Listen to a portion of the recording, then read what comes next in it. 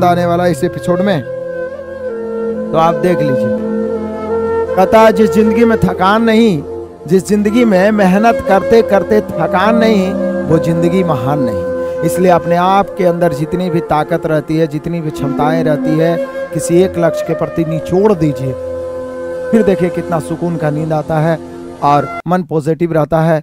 तो आइए शुरू करते हैं आज का धमाकेदार सेशन मेरे शेर बहादुरों। बहुत ही मज़ेदार, बहुत ही आनंदित करने लायक है ये। बड़ा ही मज़ेदार तरीके से हम लोग सुपर फास्ट चलेंगे। टेस्ट आपको पहले डाल ही दिया गया है 50 तक, तो आप सभी हमसे पहले बनाने का प्रयास करिए। कह रहा है कि एक सामान्य अध्ययन पुस्तक का अंकित मूल्य कितना है बाबू? 800। यदि इसे 15% 20% की क्रमिक छूट पर बेचा जाए तो इसका विक्रय मूल्य कितना होगा? बोले सर बिल्कुल हलवा, क्योंकि छूट की गणना अंकित मूल्य पर किया जाता है और अंकित मूल्य पर छूट देने के बाद जो बचता है वो विक्रय मूल्य कहलाता है। तो यहाँ पर 800 रुपया हो गया। पहला छूट है 15% तो 85/100 हो गया। दूसरा छूट है 20% तो 80/100 हो गया। पहला छूट है 15% 85/100 हो गया। 2 शून्य से 2 शून्य कट गया। आगे आइए, 20 चौका 80, 20 पचे 100, 5 17 पचे 85, 17 8 136 गुना 4, 6 चौक 24 के 4 बचा 2, 13 चौके 52 2 54। तो यहाँ पे हम सभी का 544 हो गया। टकाटक एक क्वेश्चन खत्म। बढ़िया है, मजा है, आनंद है। आ जाइए, अगला क्वेश्चन बड़ा ही शानदार रहा मेरे प्यारों। कहता है 8 संख्याओं का औसत 24। यदि इन संख्याओं में एक संख्या को हटा दिया जाता है तो औसत 22। हटाई गई संख्या। बोले सर ऐसे चलते हैं, एवरेज का ये क्वेश्चन है और बड़ा ही शानदार सा क्वेश्चन है। कहता है 8 संख्याओं का औसत है बाबू 24, ठीक है। एक संख्या हटा देगा तो 7 संख्या बचेगा तो औसत 22 हो जाएगा। तो ये जो हटाई गई संख्या है, यही पूछ रहा है कि हटाई गई संख्या क्या होगा। यही जो ये हटाई गई संख्या ये क्या होगा? तो बोले सर 8 गो में 7 गो वाला का योगफल घटा दीजिए, 8वां निकल जाएगा। ये तो सीधा और आसान तरीका है। 24 8 192 माइनस 22 7 154 बटा में 1 दीजिए या नहीं। घटाइए, 12 में 4 घट गया 8, 18 में 15 घट गया 3, 38। यानी वो संख्या जो हटाई गई है, घटाई गई है, वो कितना है? 38। वो संख्या जो हटाई गई है, घटाई गई है, कितना है? 38। बड़ा ही लाजवाब, बड़ा ही मजेदार। आ जाइए मेरे प्यारों, बढ़ते हैं तूफानी अंदाज में। कहता है एक हवाई जहाज एक निश्चित दूरी को 510 किलोमीटर प्रति घंटे की गति से 3 घंटे में तय करता है। उसी दूरी को इतना कितना 10 1 51/5 घंटे में तय करना, उसी दूरी को। तो बोल रहा है उसे कितनी गति से उड़ना पड़ेगा? दूरी तो वही है, दूरी वही है, तो बस दोनों तरफ सेम कर देंगे।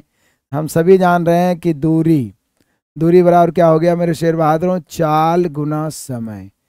दूरी बराबर हो गया हम सभी का चाल गुना समय। दूरी बराबर हम सभी का हो गया चाल गुना समय।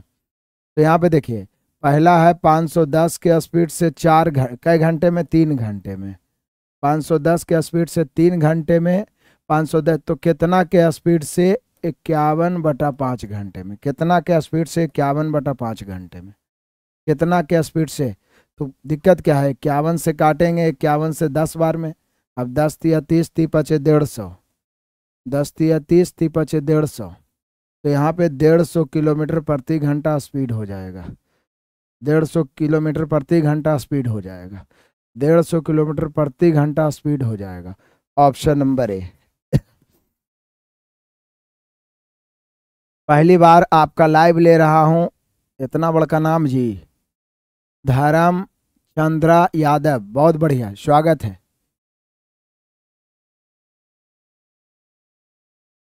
सन्नी कुमार चौधरी, सर आप ही का सीआई का वीडियो देख रहा हूं, बहुत बढ़िया।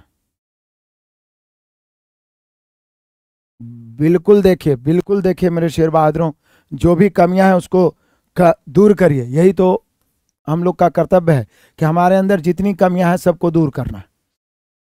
यदि एक प्राकृतिक, बड़ा ही आसान सा क्वेश्चन यह है, एक प्राकृतिक संख्या को 5 या 7 से विभाजित करने पर प्रत्येक स्थिति में शेषफल 4, तो 3 अंकों की सबसे छोटी संख्या। या तो ऑप्शन से आप चेक कर सकते हैं कि कौन ऐसा ऑप्शन है जिसमें 5 से 6 से 7 से भाग देने पर शेषफल 4, या तो फिर 5 6 7 का एलसीएम निकाल सकते हैं। 5 6 7 का एलसीएम क्या हो सकता है? बोले सर सिर्फ इसको तोड़ दीजिए, 3 दूनी 6, बाकी सब तो ठीक ही है।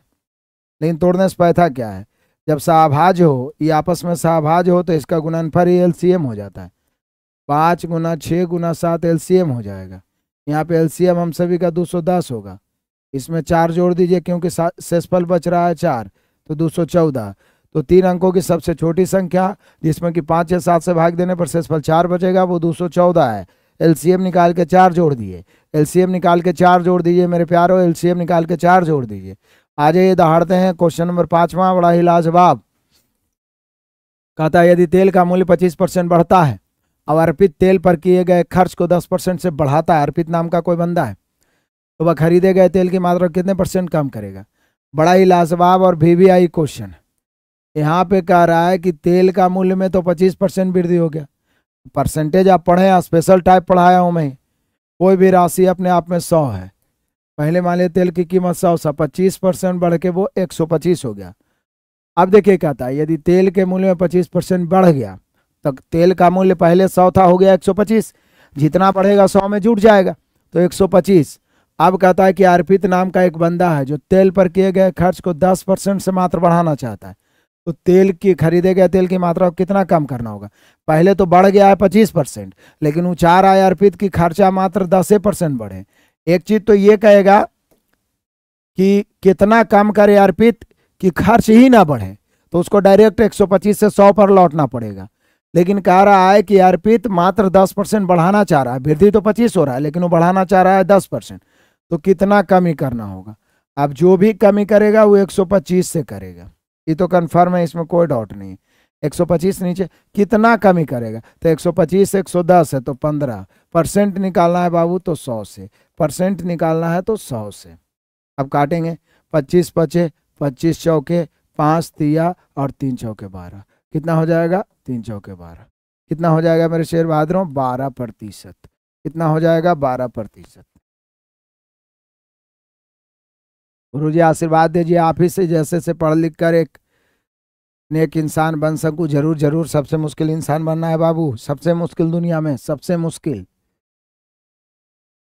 आप बन भी गए तो बनने नहीं देता है दुनिया, लेकिन फिर भी प्रयास जारी रखना है।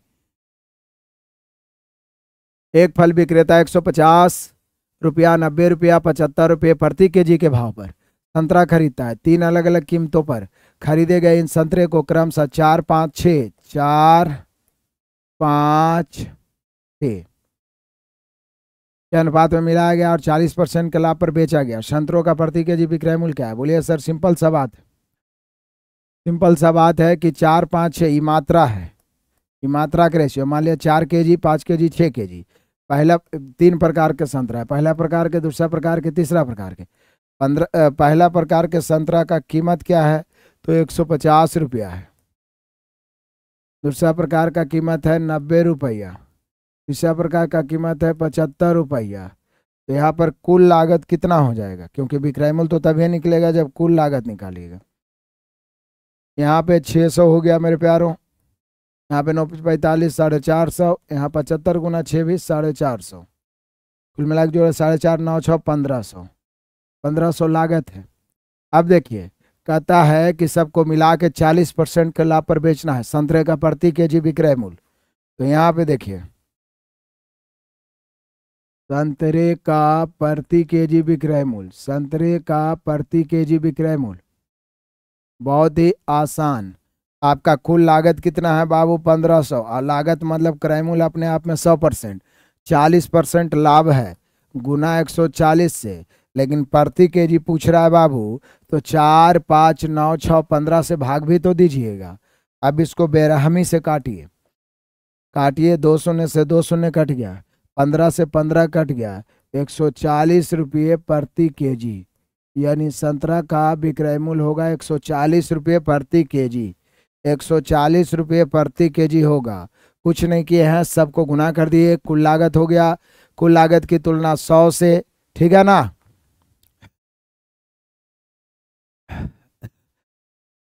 जरूर जरूर आइए मिलने, पास तो होइएगा ही, मेहनत करिएगा पूरे शिद्दत से, ईमानदारी से, जरूर आइएगा मेरे प्यारों, स्वागत है आप सभी का। चलो आगे बढ़ता हूं तूफानी अंदाज में।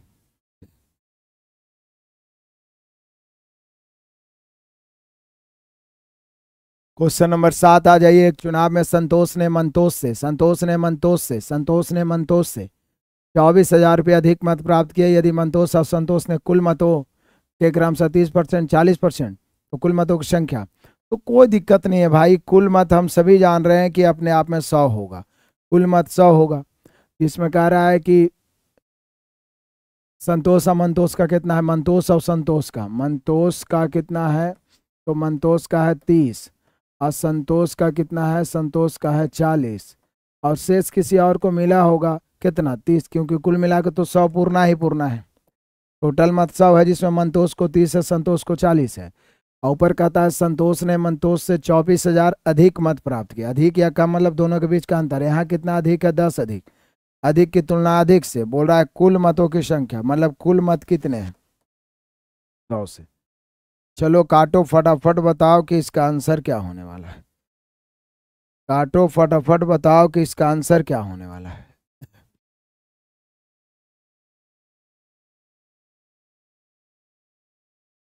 चलो आ जाओ मेरे प्यारो, 7 हो गया। 8 नंबर क्वेश्चन को ऐसे ही लपेट देते हैं। दिन दहाड़े करा एक राशि का भुगतान 12,000 क्या 1,25,000 रुपये प्रत्येक की 2 वार्षिक किस्तों में किया जाना है। मतलब किस्त का मान दिया हुआ है। यदि ब्याज की दर 6% वार्षिक तथा ब्याज का संयोजन वार्षिक है तो उधार ली गई राशि क्या है। इसका 2 तरीका है। एक तो फार्मूला हो सकता है और फार्मूला से ही बनाइए। फार्मूला मैंने आपको बताया था, CI में किस्त वाला फार्मूला, CI में किस्त वाला याद है। आप देख रहे होंगे कि बहुत सारा ऐसा क्वेश्चन मिला था। CI में किस्त वाला P बराबर होता है I Guna 100/100 plus R into 1 plus 100/100 plus R। मतलब समझ रहे हैं।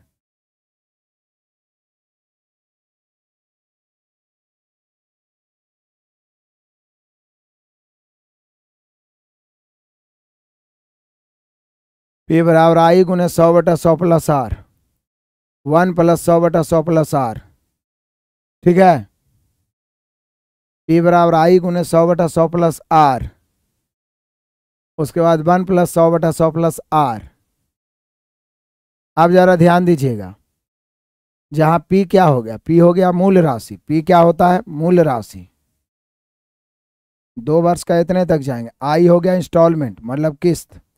अब R तो आप जान ही रहे, तो P का मान नहीं दी, P भी निकालना ही है। प्रत्येक किस्त का मान है मेरे प्यारो 1,25,000। मेन है कि 106% वार्षिक है। 6% वार्षिक है, मतलब 100/106। 100/106 गुना 1 प्लस 100/106। देख लीजिए, मुझे नहीं लगता कैलकुलेशन होगा, क्योंकि उत्तर निकटतम पूर्ण संख्या में है, तो कैलकुलेशन करना भी मुश्किल है। और हम लोग इसको ऑप्शन से बनाए थे कि पहले दर को भिन्न में बदलिए, जो ऑप्शन कट जाएगा ऊपर वाला से वो होगा, तो वो भी मुश्किल है, क्योंकि ये लगभग में। इसको क्या करना है, कुछ नहीं करना है, कैलकुलेट करना है। कैलकुलेट करना ही पड़ेगा। उटपटांग क्वेश्चन कभी कभी आता है। 1,25,000 है, इसको ज़्यादा से ज़्यादा आप काटिएगा 100/106 गुना, यहाँ भी 106 LCM होगा। 106 और 100 206/106। अब 106 मुश्किल है ऊपर वाला से काटना, ज़्यादा से ज़्यादा 2 बार में आप काट सकते हैं। तो यहाँ पे आपको लगभग में आंसर लाना है। इसका कोई ट्रिक नहीं होगा, आपको कैलकुलेशन करना ही पड़ेगा। और बहुत सारा लगभग में ऑप्शन है, तो आप देख लीजिए, गुना करिए, भाग दीजिए, अपने आप पता चल जाएगा। ठीक है।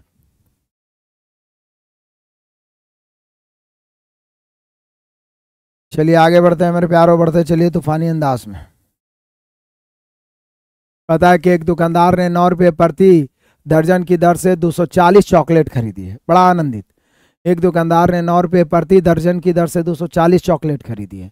यदि वह उन सभी को 1 रुपये प्रत्येक चॉकलेट पर बेचता है तो उसका लाभ प्रतिशत। हम सभी जानते हैं चॉकलेट खरीदिए या बादाम खरीदिए, लाभ या हानि प्रतिशत करना है मेरे शेर बहादुरों, तो सबसे पहले हमें क्या चाहिए, क्रय मूल्य और विक्रय मूल्य। लाभ या हानि प्रतिशत के लिए हमें कुल लागत चाहिए और कुल विक्रय मूल्य चाहिए। कुल लागत चाहिए और कुल विक्रय मूल्य चाहिए। तो यहाँ पे देख लीजिए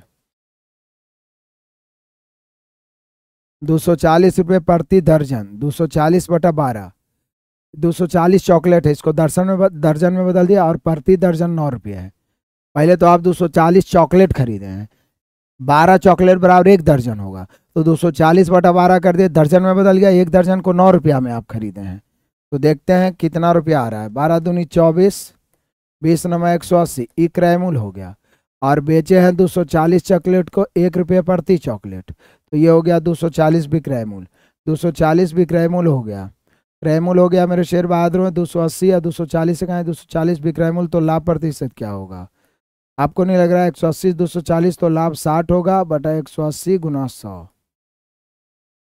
18, 100/3 को हम 33.1/3% लिख सकते हैं। तो हमारा लाभ है 33.1/3%। हमारा लाभ है मेरे शेयर बहादुरों 33.1/3%। आ जाइए सुपर फास्ट चलते हैं हम लोग।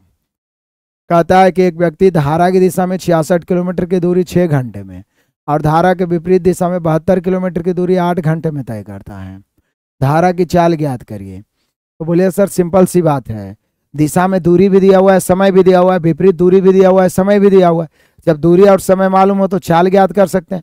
जब किसी नाव की चाल धारा की दिशा में दिया रहे और धारा के विपरीत दिशा रहे, नाव ज्ञात करना है जोड़ के आधा, धारा ज्ञात करना है घटा के आधा। तो धारा की दिशा में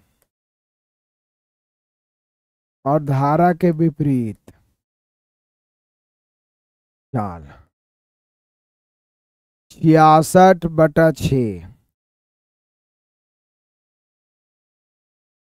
11 किलोमीटर प्रति घंटा, 72/8, यहाँ 11 से यहाँ 9 से 9 किलोमीटर प्रति घंटा।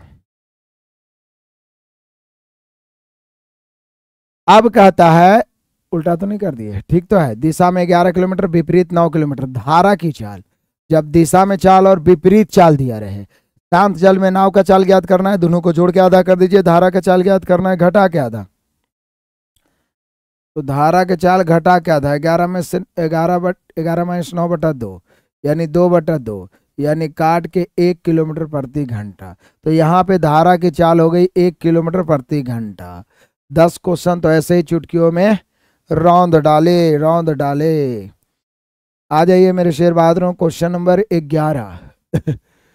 कहता है एक विशेष वर्ष में विपिन का औसत मासिक व्यय पहले 4 महीनों के दौरान 6250, अगले 4 महीनों के दौरान 6500 और वर्ष के शेष महीनों के दौरान x। यदि वर्ष में कुल बचत 1500 तो उसका मासिक वेतन क्या है? मासिक वेतन 9600 है, तो x का मान क्या है? वाह, सिंपल सा बात है मेरे प्यारों, बहुत ही मजेदार है। हम सभी जानते हैं कि मासिक औसत वेतन यदि आपको निकालना है तो सीधे कर दीजिए कुल वेतन, एक साल में कुल वेतन, कुल वार्षिक वेतन, कुल वार्षिक वेतन में 12 से भाग दे दीजिए, यही ना करिएगा। कुल वार्षिक वेतन में आप क्या करिएगा? मासिक वेतन आपको निकालना है तो कुल वार्षिक वेतन में आप क्या करिएगा? 12 से भाग दे दीजिएगा। कुल वार्षिक वेतन में आप क्या करिएगा? 12 से भाग दे। मासिक वेतन आपको निकालना है, औसत मासिक वेतन, तो कुल वार्षिक वेतन में 12 से भाग दे दीजिएगा। अब जरा ध्यान दीजिए, औसत मासिक वेतन दिया हुआ है 9600 प्लस, अब कह रहा है कि 4 महीने में प्रत्येक का औसत कितना है बाबू? पहले 4 महीने का खर्च कितना है? तो यहाँ 6250 है, तो 4 गुने 6250 बराबर 4 गुना 6250 प्लस अगला 4 महीने के खर्च है 4 गुना 6500। शेष महीना का खर्च कितना है वो पता नहीं है, तो शेष 4 महीना का 100 रुपया खर्च है और प्लस इसमें बचत कितना है? 15000 पूरा 1 बरस में। तो देखिए पहला 4 महीना का खर्च, दूसरा 4 महीना का खर्च और उसके बाद वाला 4 महीना का खर्च, इस पूरे साल का खर्च हो गया और पूरे साल का बचत है 15000। जब खर्च और बचत को जोड़ दिए तो पूरे, देखिएगा बार बार नहीं समझाऊंगा मैं। कहता एक विशेष वर्ष में विपिन का औसत मासिक व्यय पहले 4 महीने के दौरान 6250, अगले 4 महीने के दौरान, ये व्यय है खर्च 6500 और वर्ष के शेष महीनों के दौरान 100 रुपया था। यदि वर्ष में कुल बचत 15,000 तो उसका मासिक वेतन इतना है। मासिक वेतन क्या होगा, पूरे एक साल के वेतन को 12 से भाग देंगे, मासिक वेतन होगा। तो पहला 4 महीना खर्च, तो 4 गुने 62 50, 4 गुने 65 100 और 4 गुने x, ये पूरा 4 4 4 8 4 12 महीने खर्च हो गया। उसमें एक साल का बचत जोड़ दिए तो पूरा खर्च और बचत जोड़ के एक साल का क्या आ गया, आय। इसमें 12 से भाग दे दीजिए, क्या x का मान निकलेगा, बोले यस सर। 12 से तिरछा गुना करिएगा इधर, ये सब गुना करके जोड़ के इधर घटा दीजिएगा, x का मान निकालिए, x बराबर वाट। ये रह गया ऑफर धमाका। बहुत लंबा कैलकुलेशन नहीं है, सिर्फ 12 से गुना करना है, 4 से गुना करना है और लेफ्ट राइट करना है। इतना कैलकुलेशन आपको करना चाहिए।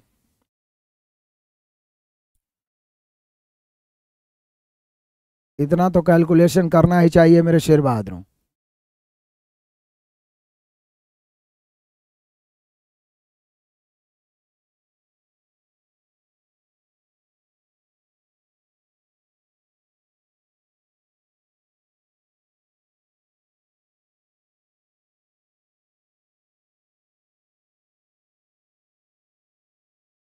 आ जाइए। सोनल, कीर्ति और प्रीति मिलकर एक कार्य को 6 दिनों में पूरा कर सकती है, जबकि कीर्ति और प्रीति समान कार्य को अलग अलग 30 और 18 दिनों में कर सकती है। तो सोनल अकेले, तो बड़ा ही आसान सा क्वेश्चन है यार। सोनल प्लस कीर्ति प्लस प्रीति, ये तीनों मिलकर 6 दिनों में काम को कर सकती है, बहुत बढ़िया। उसके बाद कहता है कि कीर्ति और प्रीति समान काम को, कीर्ति 30 दिन में काम को कर सकती है और प्रीति 18 दिन में काम को कर सकती है। तो सोनल आ जाइए। चलिए, समय है, समय के उल्टा में क्षमता, 1/6 1/30 1/18, 1/6 1/30 1/18। हरों का एलसीएम 1/30, हरों का एलसीएम कितना होगा, आपको नहीं लग रहा है कि 18 30 6 का एलसीएम 90 होगा, तो 15 6 का 90, 30 तिया 90, 18 पचे 90। तो सोनल कीर्ति प्रीति 15 है, कीर्ति है 3, प्रीति है 5, 5 3 8, तो सोनल 7 होगी, सोनल का क्षमता 7 होगा। इसी एक को लेके चलेंगे मेरे शेर बहादुर। 90 बोल रहा है सोनल अकेले, यही ना बोल रहा है, सोनल अकेले। तो सोनल अकेले, सोनल का क्षमता 7 है, 7 का क्षमता से डी दिन में, डी बराबर 90/7, डी बराबर 90/7, 90/7। यहाँ पे option number D, option number D. Clear है, बहुत ही मजेदार मजेदार क्वेश्चन।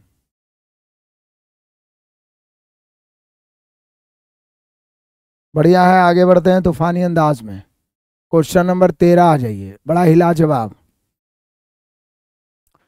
कहता है 8300 पर 10% वार्षिक दर से 2 वर्षों के वार्षिक रूप से चक्रवृद्धि हुए। चक्रवृद्धि ब्याज साधारण ब्याज में अंतर क्या है, हम सभी को पता है, हमेशा याद रखना है मेरे प्यारों, हमेशा 2 वर्षों के CI तथा SI का अंतर, 2 वर्षों के CI तथा SI का अंतर R²/100% होता है, R²/100%। तो यहाँ 10 के स्क्वायर/100 करिएगा तो हो गया 1%, किसका 1%, मूलधन का। तो बाई रेशियो आ जाइए, तो बाई रेशियो निकालना है हम सभी को, क्या अंतर निकालना है, बाई रेशियो। यहाँ 8300 मूलधन है बाबू, 8300 की तुलना 100 से, अंतर निकालना है 1 से। चलिए काटेंगे 2 शून्य से 2 शून्य, 83 इकाई 83, 83 इकाई 83, ऑप्शन नंबर बी, 83 इकाई 83, ऑप्शन नंबर बी। क्लियर है, चलो आगे बढ़ते चलो, बड़ा ही मजेदार है। क्वेश्चन नंबर 14 कहता है एक सह शिक्षा विद्यालय के छात्रों की संख्या है बाबू 3000, यदि विद्यालय में लड़कों की संख्या का लड़कियों की संख्या से अनुपात है 4:1, तो विद्यालय में लड़कों और लड़कियों की संख्या का मध्य अनुपात क्या होगा, यह देखते हुए कि स्कूल में केवल लड़के और लड़कियां ही छात्र, तो पहले दोनों की संख्या निकाल लेते हैं, उसके बाद मध्य अनुपात निकल जाएगा। अब यहाँ पे आपके पास टोटल 3000 है और यहाँ बॉयज एंड गर्ल्स का रेशियो है 4:1, तो रेशियो के अनुसार 3000 की तुलना 5 से, लड़का निकालना 4 से, लड़की निकालना 1 से। 5 6 30, 6 चौके 2400 एंड 600, 600 क्या हो गए, बॉयज हो गए। तो ये 2400 बॉयज हैं, 600 गर्ल्स हैं। तो अब बोल रहा है बॉय एंड गर्ल्स का मध्यानुपात। तो इसको ए मानिए, इसको बी मानिए। मध्यानुपात हम सभी जानते हैं कि ए और बी का मध्यानुपात होता है मेरे प्यारों बी स्क्वायर बटा ए। बी स्क्वायर मतलब 600 गुना 600 और बटा ए मतलब कितना, 2400। गलती तो नहीं की, 600 बटा 600। यदि विद्यालय में लड़कों की संख्या का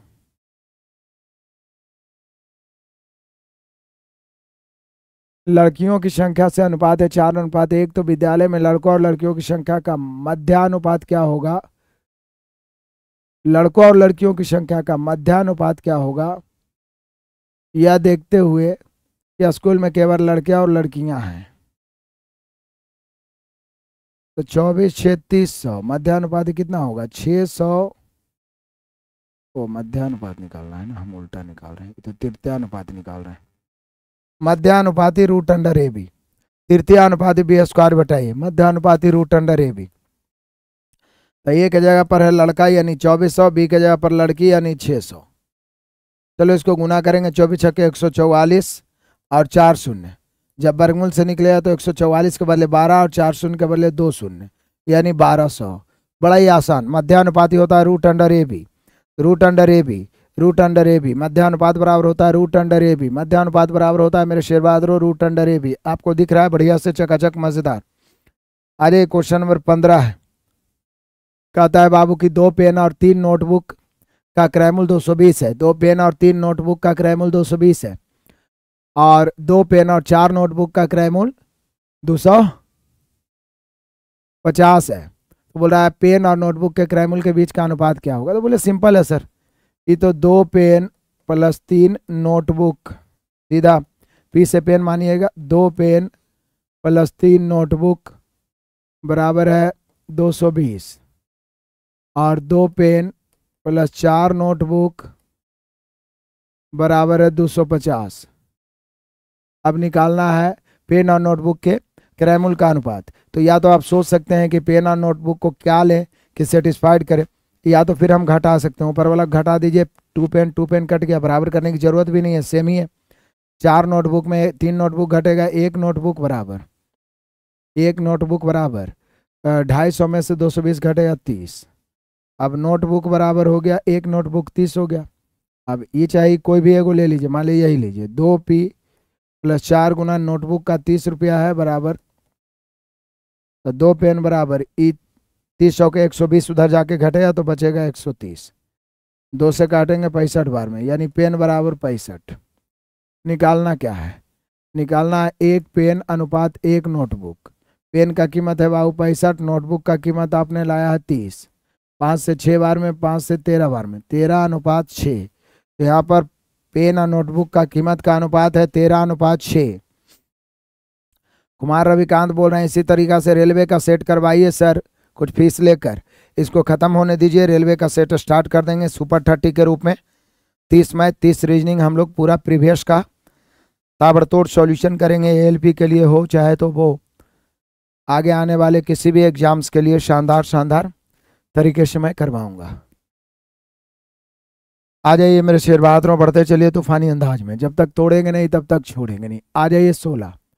कहता है यदि एक शंकु के आधार की त्रिज्या और तिर्यक ऊंचाई क्रमशः 13 सेंटीमीटर और 35 सेंटीमीटर, तो शंकु का वक्र पृष्ठ से क्षेत्रफल क्या होगा। बोलिए सर कमाल है, एक शंकु के आधार की त्रिज्या और तिर्यक ऊंचाई, तो ये शंकु है, ये शंकु है, इसके आधार की त्रिज्या कितना है बाबू 13 है, जबकि तिर्यक ऊंचाई कितना है 35। शंकु का वक्र पृष्ठ क्षेत्रफल हम सभी जानते हैं कि शंकु का वक्र पृष्ठ क्षेत्रफल होता है पाई आर एल, तो पाई का मान 22/7, आर का मान 13 और एल का मान 35।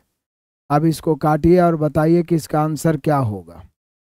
पाई आर एल कैलकुलेशन कर लीजिएगा, 7×5 = 35 कट जाएगा, बाकी राशि को गुना कर देना है, गुना भाग करने में तो बिल्कुल पीछे नहीं हटना है। आ जाइए मेरे बहादुरों, क्वेश्चन नंबर 17। किसी यात्रा की 1/3 दूरी 30 किलोमीटर की चाल से, 1/4 दूरी 50 की चाल से, शेष दूरी 60 की चाल से, तो औसत चाल औसत चाल बराबर कुल दूरी बटा कुल समय। पहले तो 1/3 दूरी आपने तय किया है, फिर 1/4 दूरी आपने तय किया है, फिर शेष दूरी आपने तय किया है। तो ऐसा करिए ना, इसको रेशियो में बदल लीजिए। टोटल को इतना मान लीजिए कि हरों का एलसीएम हो जाए। रेशियो में पढ़े ना कि जब भिन्न के रूप में दिया रहे और आपको अनुपात प्रकट करना हो, तो टोटल को इतना मानिए कि हरों का एलसीएम 3 और 4 का एलसीएम 12, टोटल दूरी 12, जिसका 1/3 यानी 4, फिर 1/4 यानी 3, तो शेष कितना 5, क्योंकि 4 3 7 5 12।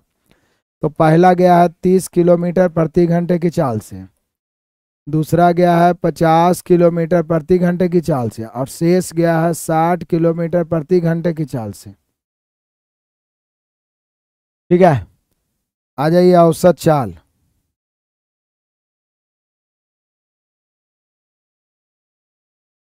हम सभी जानते हैं कि औसत चाल बराबर कुल दूरी बटा कुल समय।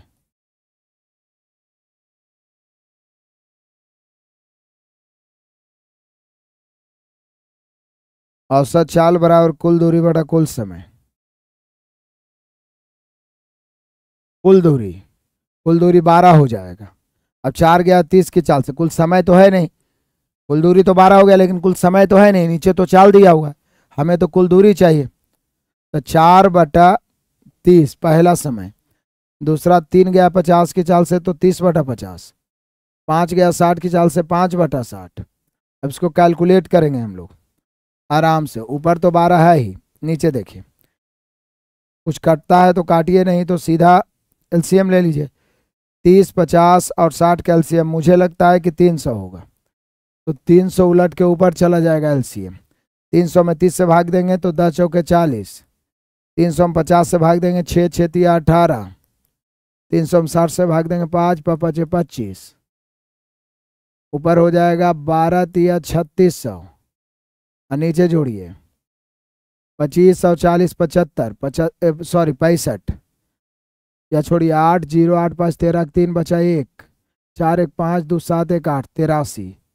अब क्या करिए आप 83 से भाग दीजिए 3600 में, आ जाएगा आंसर। 83 से भाग दीजिए 3600 में, मान लिया जाए कै बार लगाइएगा, 8 चौका 32, 4 बार, जीरो सॉरी 4 तिया 12 के 2, बचा 1, 4 8 32 1 33, बच गया 28, एगो शून्य, 8 तिया 24, 8 चौका 32, 3 बार लगाएंगे 43, 8 तिया 24, 200, 3 तिया 9, 8 तिया 24, यहाँ पर बच जाएगा 31, एक जीरो बैठाएंगे, दशमलव कई बार में, फिर 3 बार लगाएंगे तो 43.37, एक ही गो में दिख रहा है 43, तो 43.37 किलोमीटर प्रति घंटा। 37 तो सब में है लेकिन 43 एक ही गो में है, तो दशमलव या भिन्न से फर्क नहीं पड़ता है। औसत चाल कुल दूरी बटा कुल समय होता है। रेशियो के अनुसार कुल दूरी 12 है। कुल समय हमें ज्ञात करना था, कुल समय हमें ज्ञात करना था, कुल समय हमें ज्ञात करना था।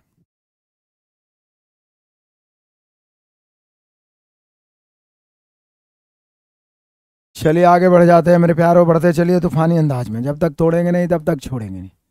कह रहा है कि 21 सेंटीमीटर त्रिज्या वाले एक ठोस धातु के गोलों को पिघलाया जाता है और छोटे लंबवृत्तीय शंकों में ढाला जाता है। बहुत बढ़िया बात है,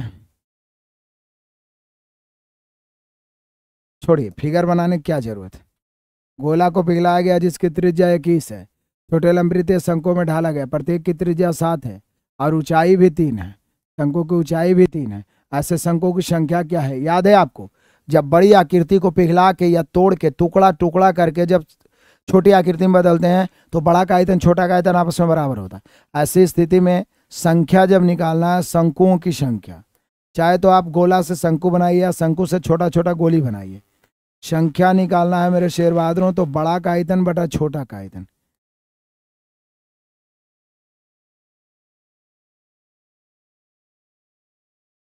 बड़ा का आयतन बटा छोटा का आयतन।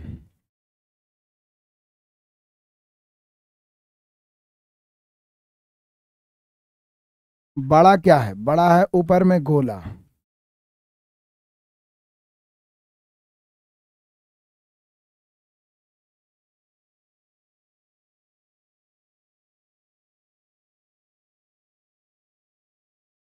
गोले का आयतन बटा शंकु का आयतन।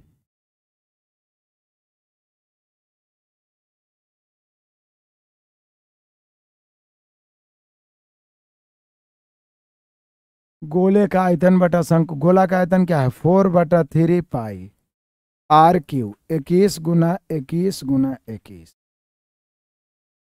शंकु का आयतन होता है 1/3 पाई R²। तो R है 7 × 7 और ऊंचाई है 3। बस इसको काट दीजिए। 3 3 कट गया, पाई पाई कट गया। 7 21 से 21 कट गया, फिर 7 21।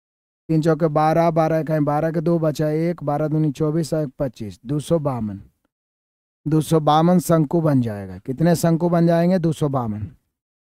252 शंकु बन जाएंगे। आप देख पा रहे हैं, यह शंकुओं की संख्या।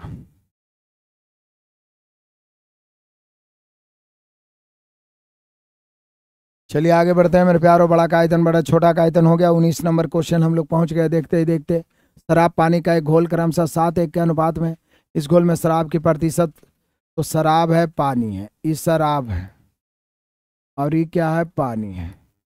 शराब का प्रतिशत, शराब का प्रतिशत 7/8 × 100। 8 से काटेंगे 12.5 बार में। 12.5 सतह 12.5 सतह 87। 12.5 सतह 87। Option number C. आ जाइए क्वेश्चन नंबर 20। 30, 36 और 40 के लघुत्तम समवर्तक को 10 से विभाजित करने पर परिणाम x का वर्ग होता है। मतलब समझते हैं, 30, 40 और 36 का जो एलसीएम होता है, इसको जब 10 से हम विभाजित करते हैं तो x का वर्ग प्राप्त होता है। तो x का मान क्या है? कितना आसान है। 30, 36 और 40 का एलसीएम क्या होगा? आप सोचिए। 30, 36, 40 का एलसीएम क्या हो सकता है? आप सोचिए। नहीं सोच रहे हैं तो निकालिए। 30, 36 और 40 का एलसीएम, इसको तोड़िए फैक्टर में। 2 तिया 6 5 30, इसको तोड़िए। 9 चौक 36, इसको तोड़िए। 2 5 10 चौके 40। एलसीएम का मतलब होता है बड़ा बड़ा फैक्टर। 9 लिख दीजिए, 4 लिख दीजिए, 5 लिख दीजिए, और कोई फैक्टर है भी नहीं। 9 चौक 36 5 180। नहीं, और भी कोई छूट रहा है?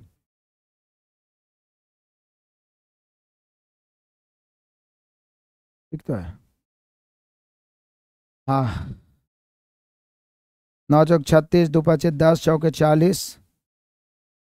तो 9 लिख दिए तो 3 ऑलरेडी आ गया। 4 लिख दिए तो 2 ऑलरेडी आ गया। नहीं, यहाँ पे 8 हो जाएगा। 8 5 40 फैक्टर में। 8 5 40, तो यहाँ पे 360 हो जाएगा।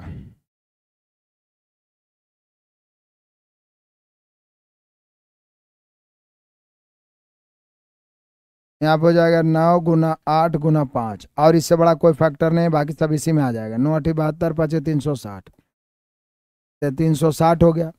अब क्वेश्चन कह रहा है कि इसके एलसीएम में, मतलब 360 में, 360 एलसीएम लाए, 360 में 10 से भाग देंगे तो x² प्राप्त होगा। तो कट गया यहाँ। x² बराबर 36 हो गया मेरे बहादुरों। कितना हो गया? 36। x² बराबर 36, इसलिए x बराबर 6। x² बराबर 36, इसलिए x बराबर 6। x² बराबर 36, इसलिए x बराबर 6। बढ़िया है। चलिए, मात्र 5 क्वेश्चन है। देखने में देखिए कितना बड़का क्वेश्चन है। आप पढ़िए, बहुत मजेदार है, बहुत आनंदित। कहता है, बाबू की अरुण ने स्कूल में अंग्रेजी शिक्षक की नौकरी के लिए आवेदन दिया था। नौकरी के लिए दिए गए टेस्ट में उन्होंने बोलने में 9, सुनने में 8, लिखने में 6 और साक्षात्कार में 7 अंक हासिल किए। अंतिम अंक को गणना के लिए क्रमशः बोलने, सुनने, लिखने और साक्षात्कार के लिए 4 3 3 के भार निर्धारित किए गए। मतलब इस संख्या को निर्धारित कर रहा है। बोलने, सुनने और लिखने और साक्षात्कार, इसके भार, मतलब आप संख्या को डोनेट कर रहे हैं। 4:3:3:3:4। अरुण का भारित औसत स्कोर क्या है? बोलने में उसने कितना लाया है बाबू? तो 9।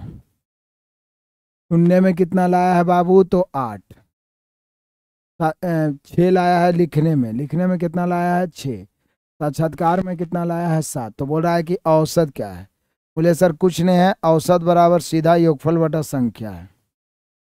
9 चौक 36 हो जाएगा, प्लस 8 तिया 24 प्लस 6 तिया 18 प्लस 7 चौके 28 बटा 4 3 7 3 10 4 14। इसको जोड़ के 14 से भाग दीजिए, दशमलव में आपको आंसर लाना है। बस यही कहानी है इतना बड़का को क्वेश्चन का, यही कहानी है बाबू। भारित औसत निकालना है तो भारित को हम संख्या के रूप में ले लिया, नीचे औसत अंक दिया हुआ है ये, उसको औसत के रूप में देख लीजिए। 36 24 18 28 जोड़िए, 14 से भाग दीजिए, आ जाएगा। आ जाइए क्वेश्चन नंबर 22।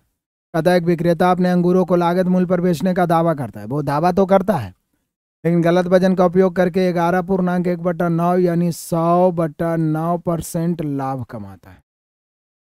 अच्छा भाई, 1 केजी के स्थान पर कितने वजन का प्रयोग करेगा?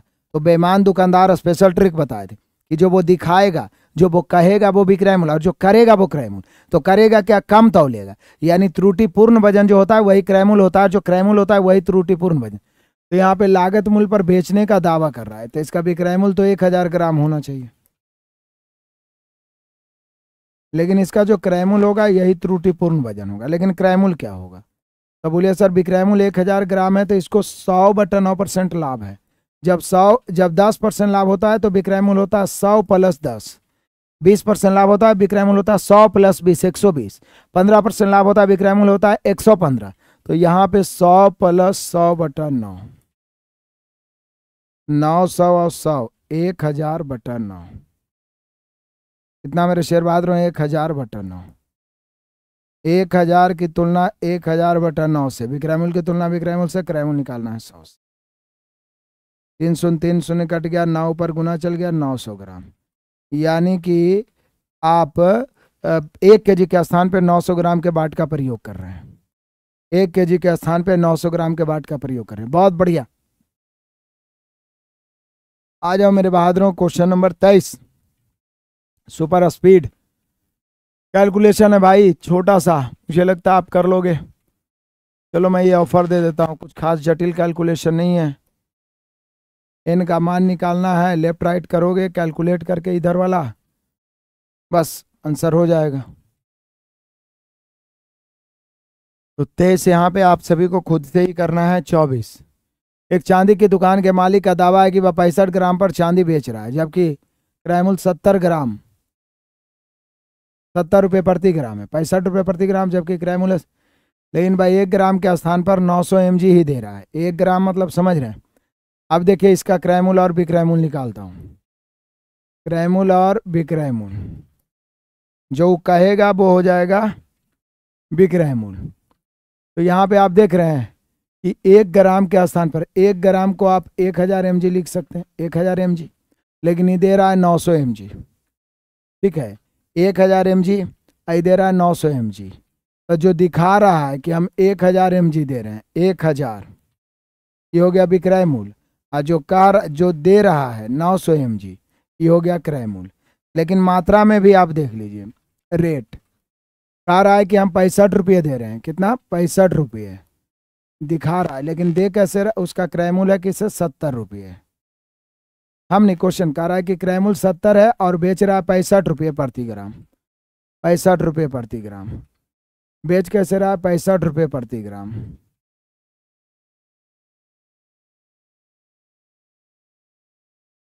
प्रति ग्राम, तो पहले ग्राम में ही बदल लेना चाहिए था हम लोग को। चलिए ग्राम में ही बदल लीजिए। कह रहा है कि 1 ग्राम देंगे, जो कह रहा है कि 1 ग्राम देंगे, 1 ग्राम के स्थान पर दे रहा है 900 mg, तो 900 mg बराबर हो जाएगा 0.9 ग्राम। ठीक है, अब यहाँ देखिए वो बोल रहा है क्रय मूल्य है 70 रुपये प्रति ग्राम, जबकि वो बेच रहा है 65 रुपये प्रति ग्राम। तो चलिए अब हम लोग क्रय मूल्य निकाल लेते हैं और विक्रय मूल्य निकाल लेते हैं। 70 रुपये प्रति ग्राम है, लेकिन आप दे रहे हैं 900 ग्राम, मतलब 0.9। इसको जब गुना करेंगे तो पॉइंट से 0 कट जाएगा, 9 7 63, ये हो गया क्रय मूल्य। आइए गुना करेंगे तो 65, ये हो गया विक्रय मूल्य। अब बताइए कि उसका लाभ प्रतिशत क्या होगा? तो लाभ होगा 2/63 गुना 100, 2/63 गुना 100 यानी 200/63। अब लगभग में आ जाइए 3 दशमलव समथिंग आएगा। 63 से 200 हम भाग देते हैं 3 बार, 3 तिया 9, 6 तिया 18, बच गया 11, जीरो बैठाएंगे तो दशमलव 1 बार 63। यहाँ देखिएगा 10 में से 3 घट गया 7, 10 में 6 घट 4, 47, 6 8 48 होता है तो 6 7 यानी 3.17 आना चाहिए, 3.17 आना चाहिए। ऑप्शन नंबर ए 3.17% लाभ। कैलकुलेशन में बिल्कुल नहीं डरना है, दशमलव आए पॉइंट आए कोई फर्क नहीं पड़ता है। देख रहे हैं ना, देना था 1 ग्राम, दे रहा है 900 mg मतलब 0.9 ग्राम। 1 ग्राम का क्रयमूल्य है बाबू 70, तो 70 गुना 0.9 कर दिए। और विक्रयमूल्य है 65, 65 गुना 1 कर दिए। क्रयमूल्य विक्रयमूल्य आ गया, उसके बाद लाभ प्रतिशत निकालना है, लाभ बटा क्रयमूल्य गुना 100। लास्ट क्वेश्चन अंत भला तो सब भला। दो धावक क्रमशः कैसे 18 किलोमीटर प्रति घंटे 20 किलोमीटर प्रति घंटे की चाल से समान दूरी तय करते हैं। यदि पहले धावक को दूसरे की तुलना में 15 मिनट अधिक समय तो उनके द्वारा ली गई तय की गई दूरी। कोई दिक्कत नहीं है, टाइम डिस्टेंस का क्वेश्चन है। पहला धावक दूसरा धावक, इनका चाल कितना है? चाल है 18 किलोमीटर प्रति घंटा 20 किलोमीटर प्रति घंटा। हम सभी जानते हैं मेरे प्यारों की चाल के उल्टा समय होता है, इधर 20 इधर 18, 10 दूनी 20 9 दूनी 18। ऐसा करने से 15 मिनट अधिक समय लग रहा है। यहाँ कितना समय 1 मिनट में, पहले इसको घंटा में बदल दो तो समय के अंदर की तुलना समय के अंदर से दूरी निकालना है। दूरी बराबर चाल गुना समय, 18 दे हैं या 20 9 180, 6 तिया 18, 15 तिया 45 किलोमीटर, यानी दोनों स्थानों के बीच की दूरी 45 किलोमीटर। 25 में 25 सही हुआ होगा। मिलते हैं नेक्स्ट क्लास में। इसी प्रकार से दहाड़ते चलिए। 40 तक रीजनिंग भी हो चुका है, जल्दी हम लोग 50 तक मैथ पहुंचा के फिर 50 तक रीजनिंग भी पहुंचेंगे। मिलते हैं नेक्स्ट क्लास में, तब तक के लिए धन्यवाद। Best of luck, God bless you.